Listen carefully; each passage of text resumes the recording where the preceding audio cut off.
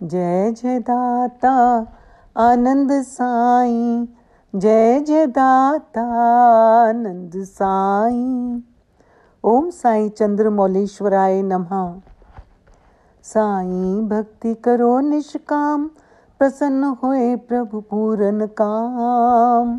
श्वास श्वास जो सिमरे नाम, ताकि पूरन हो सब काम।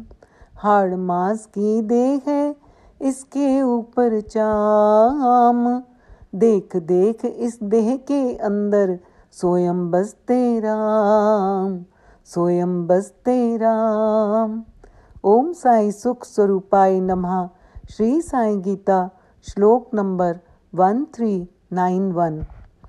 श्री साई गीता के इस परम पावन श्लोक में श्री आनंद साई जी समझाते हैं कि श्री साई जी की भक्ति निष्काम रूप से करो, ईश्वर के बिना कुछ ना चाहो, एक एक श्वास की कीमत डालो।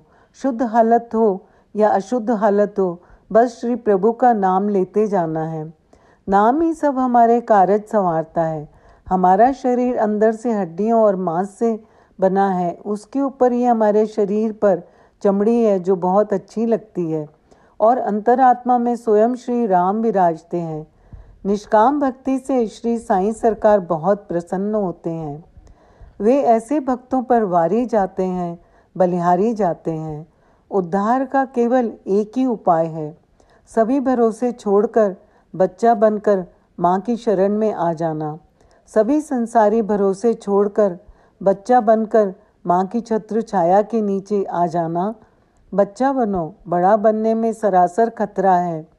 बड़ा बनने में अपने कर्मों की पूरी जिम्मेदारी जीव को अपने ऊपर लेना पड़ता है।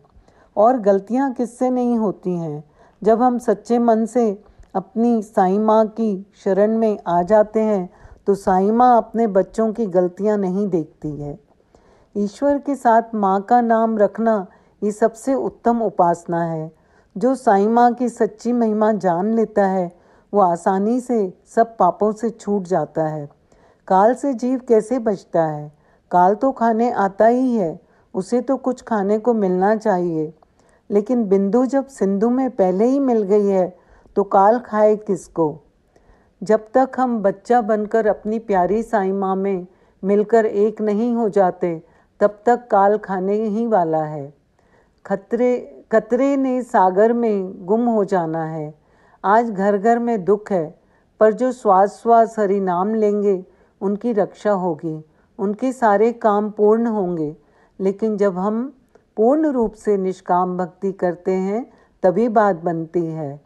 आज आपको निष्काम भक्ति का एक किस्सा सुनाती हूँ। एक संत से एक व्यक्ति ने पूछा कि आप लोगों को उपदेश देते हैं, आपके प्रवचनों से कितने लोग मुक्ति को उपलब्ध हुए हैं? संत ने कहा, इसका जवाब मैं अवश्य दूंगा, पर तुम्हें मेरा एक काम करना होगा। गांव में प्रत्येक व्यक्ति से उसकी इच्छा पूछकर लिख कर लाओ। वो व्यक्ति सबकी इच्छा पूछकर लिख कर लाया। किसी को धन प्राप्ति की इच्छा थी, किसी को पुत्र प्राप्ति की, तो किसी को स्वास्थ्य प्राप्ति की इच्छा थी, तो किसी को उच्च पद प्राप्ति की इच्छा थी। युवक बहुत शर्मिंदा हुआ, वह संत के चरणों में गिर पड़ा। संत ने कहा, तुमने इतने लोगों से उनकी इच्छा पूछी, पर किसी ने भी मोक्ष या परमात्मा की इच्छा नहीं जताई। स्वयं भगवान भी आकर यदि इन लोगों से कुछ मांगने को कहें तो भी ये लोग परमात्मा से परमात्मा को नहीं बल्कि संसार ही मांगेंगे। परमात्मा भी वही देता है जो तुम्हारी चाहत है। अब ये तुम पर निर्भर है कि तुम उनसे क्या मांगते हो। इसीलिए श्री साईं जी की निष्काम भक्ति करो, उनके बिना कुछ ना चाहो, उनको उनसे ही मांगो। ओम साई राम, जय साई राम।